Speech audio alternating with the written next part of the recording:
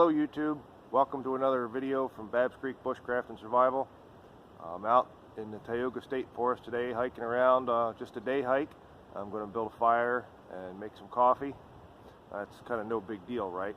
Well, I'm going to use flint and steel for my fire making method. If you're new at it, I'll try and go as slow and explain it step by step as best I can. Do I always use flint and steel?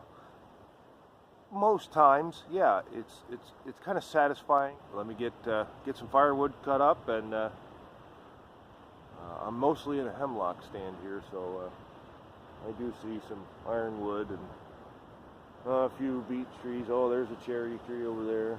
So yeah, let me get some wood processed, and I'll get my stuff out, and we'll get to it. Beech trees are about the only species in my part of the world that retain their leaves over the winter. Keeps them up off the ground. They dry out relatively quickly, so hopefully it should be sort of effortless. Making a tinder bundle or a bird's nest from some of these.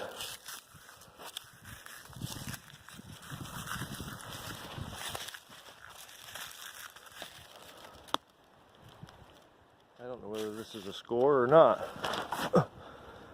I thought it was a squirrel's nest from this fallen tree on my way over here, but oh, I think that's pretty dry. I'll have to be just a little bit wet. I'll have to be real selective over what I put into my tinder bundle. I think that'll work out all right.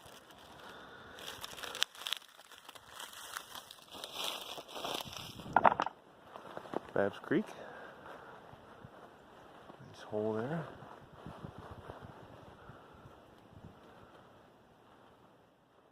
Here's something I wanted to show you while I was doing it. I'm gathering up the twigs for my fire, but hear that snap? A real crisp sound when they snap. That's a good way to know that they are nice and dry. It rained the last night before last. I don't know, we probably got 3/4 of an inch of rain, another 1/2 inch of sleet and freezing rain, and this stuff is bone dry. If you can hear that, just that click. That stuff is nice and dry. It ought to light up pretty easy. So, something to remember when you're looking for good dry tinder.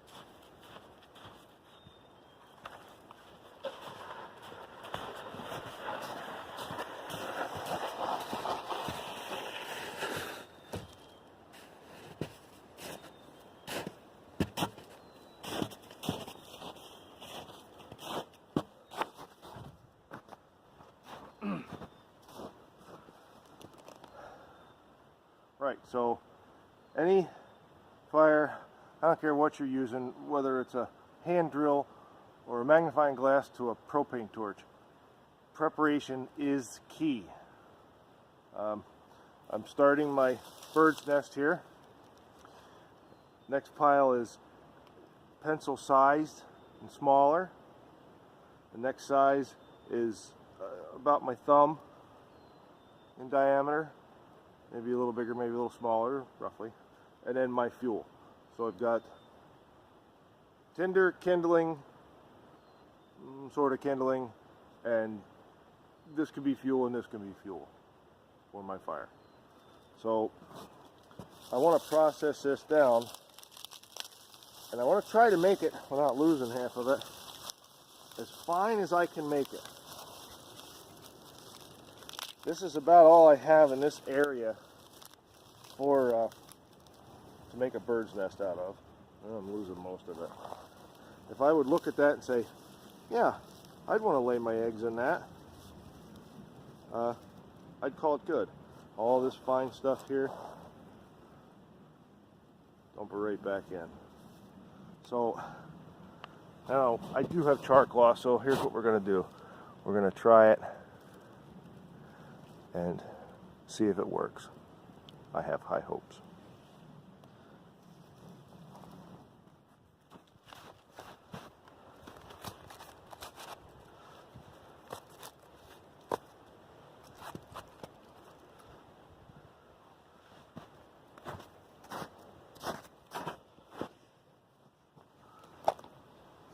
So in my fire kit, it's a piece of, yeah, the name of it escapes me right now. It's not leather. It's vinyl, I guess. Some scraps I got at an auction or a yard sale or something, but it works for now. I do have in here my flint and steel kit. I have some dry stuff. I have a big old piece of fat wood. Another piece of fat wood. I don't know what that is. Just some scraps from the wood shop at home, but no. Right, we're just in Altoids tin. I did drill a hole in it. You don't need to. There's enough gases that escape through the hinges when you're making char cloth. I did it before I realized it, but in here, and it's getting rusty. This is the tip of a flat file. It wouldn't cut anymore. It wouldn't file steel anymore, so I broke it off. I have the other end with the rat tail on it that I'm going to make a traditional looking flint or a steel striker. But you know what? I did grind the, I'm not sure you can see it or not. I ground the file part off, so I did have, because what it was doing was it was wearing away the sharp edge of my piece of flint. I do have another piece of, this is jasper. You see that dark disappointing center? It's a, well, there it is. It's kind of brownish. I'm not sure if that's going to go into focus or not. It's kind of a brownish rock with a dark center. This does meet the hardness criteria. Shavings off of a piece of steel.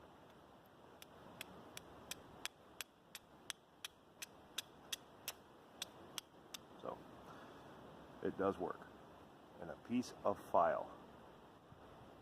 Don't think you need a fancy looking striker to make a flint, and even if you want to get technical, a flint and steel fire. It does work with any high carbon material. This one's kind of beat up. There's a sharp edge. Okay, it does work. So let me adjust my camera. I'll get the char cloth out. I think I'll use my piece of jasper, and I'll see if I can get it to focus in a little better so you can actually see what's going on in the process. Okay, so here's the deal. I'm going to try to get real close to this. Block out the rest of it. You need a sharp edge. You need that razor sharp edge. That's right here. Okay. Hold this thing up at an angle. When you strike it, you're actually shaving minute particles of the steel away. The friction and the smaller the particles, it combusts with the oxygen in the air, in the atmosphere. So I'm going to try to do this. I can't do it slow. I might try some slow-mo. I can't do it slow. You want a glancing blow. If you're, I'm left-handed. Your steel goes in your dominant hand. Your rock or your flint or your chert or even quartz will work. Goes in your non-dominant. So I'll do it slow. Glance like that. Okay.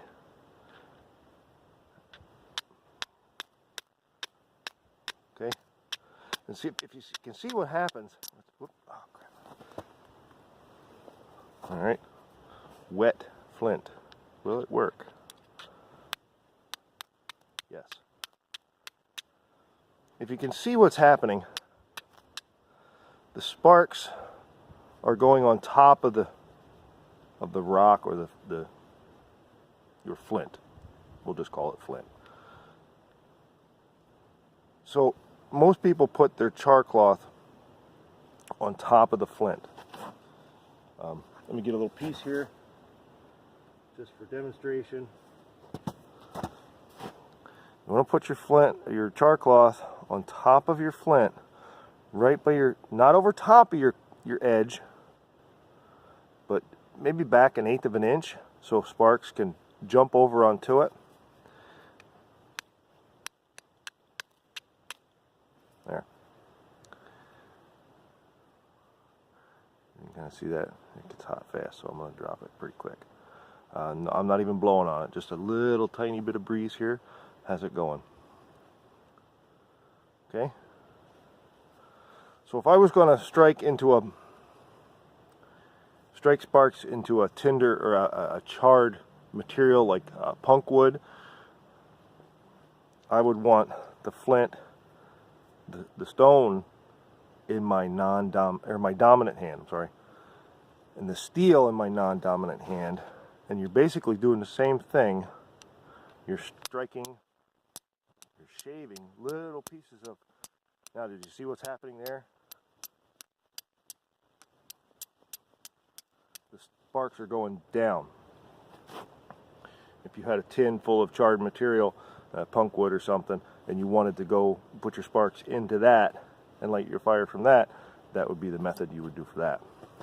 But for today, I'm going to get a piece of char cloth going and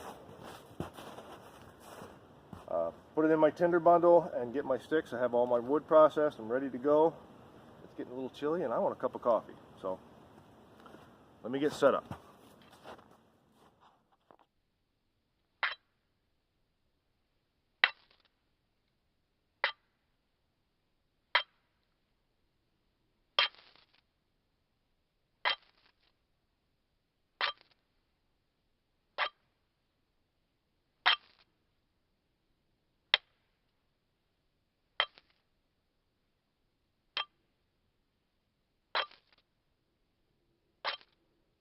So here's the setup. My tinder bundle is in the middle, or my tinder bundle's in the middle, and my kindling is nice and close.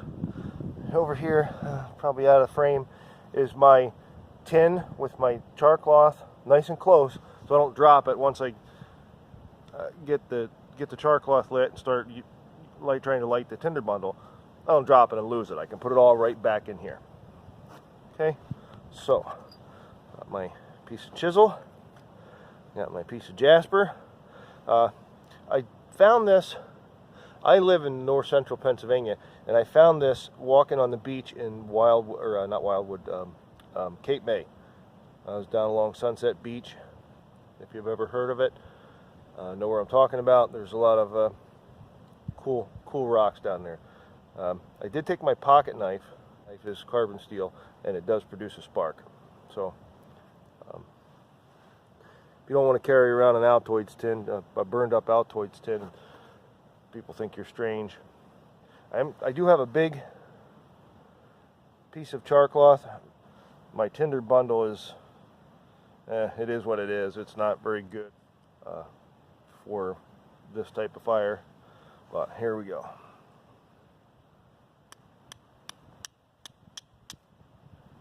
I gotta find a sharp edge right there. Again, got my sharp edge, and my cloth is about 1/8 of an inch away, maybe the thickness of my striker away from the edge of the stone. There it is.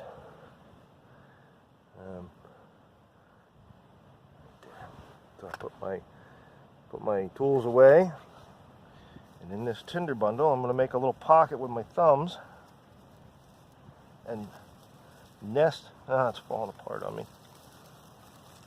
I'm going to nest this char cloth right in the center of it.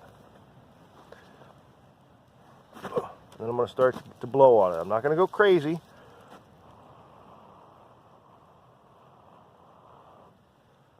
And there it is.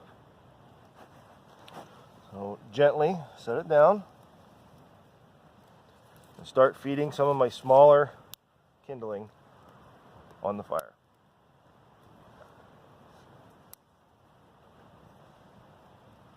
A lot of leaves in it. I don't like using leaves, but it is what it is. It's what I have. Uh-oh. You got a lot of leaves like that. You don't want to just bury it in sticks. Let it breathe a little bit.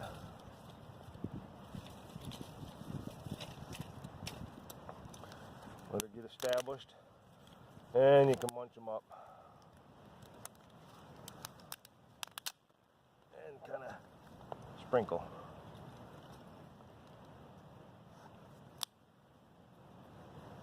Okay.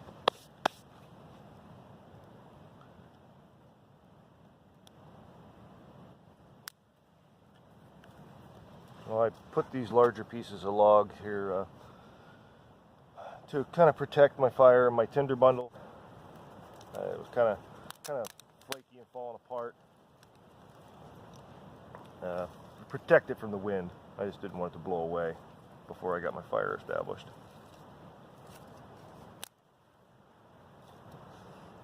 And if they stick around long enough, I can use them as a little stand to hold my pot up, make my coffee. Okay, once this gets a little better established, I'll bring you back and talk about it some more. Okay, so just a couple of quick words about char cloth.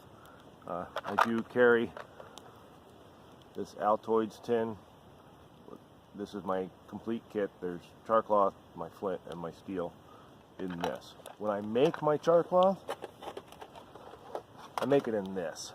This is a tin. It's probably 6-7 inches by maybe 4 inches wide, 4.5 inches wide.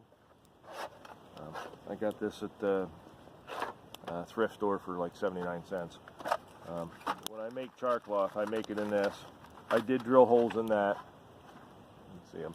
So I put 2. And I make char cloth for days.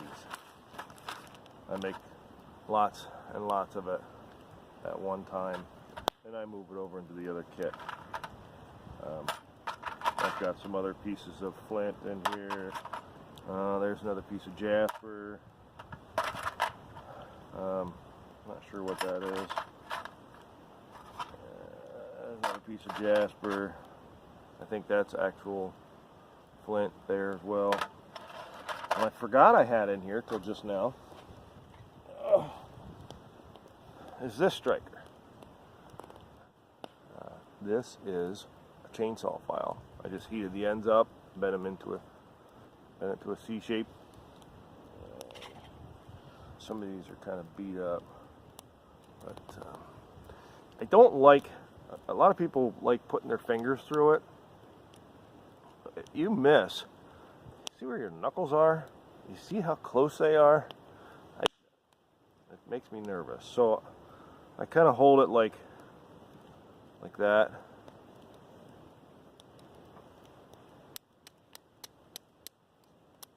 Right. There. Can you see them?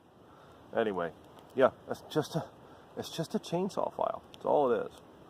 And you can tell it's seen a lot of use.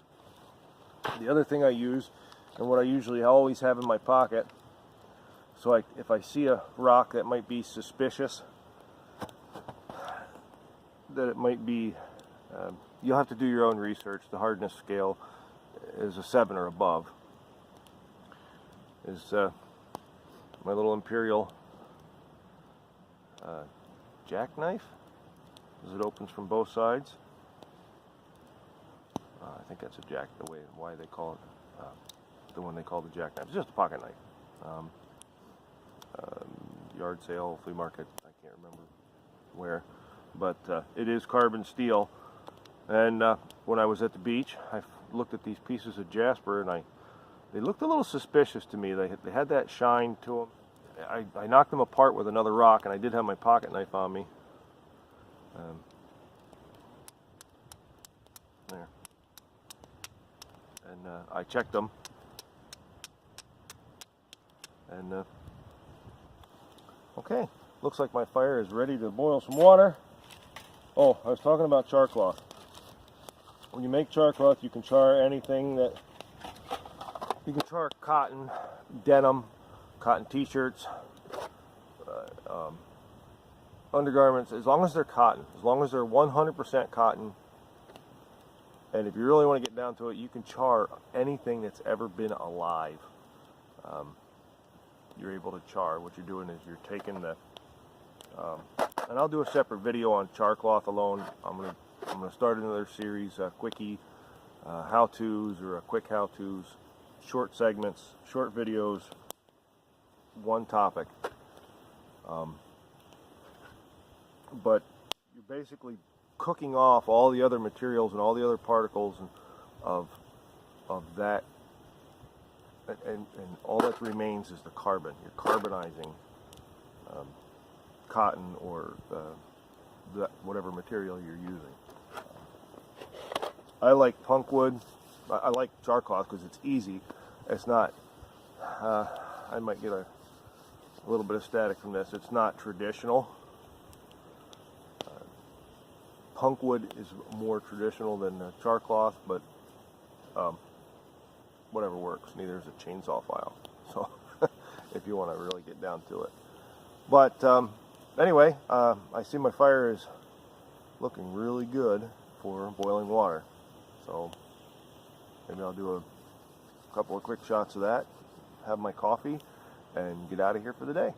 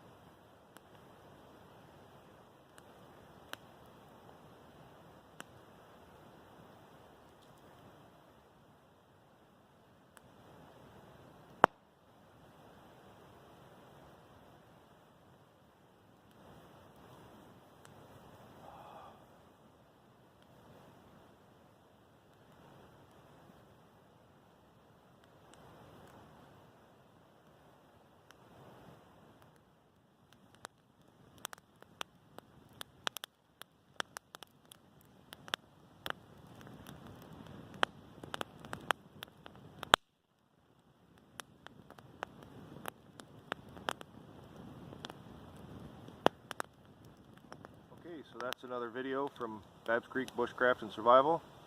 I hope you liked it. I hope you learned something.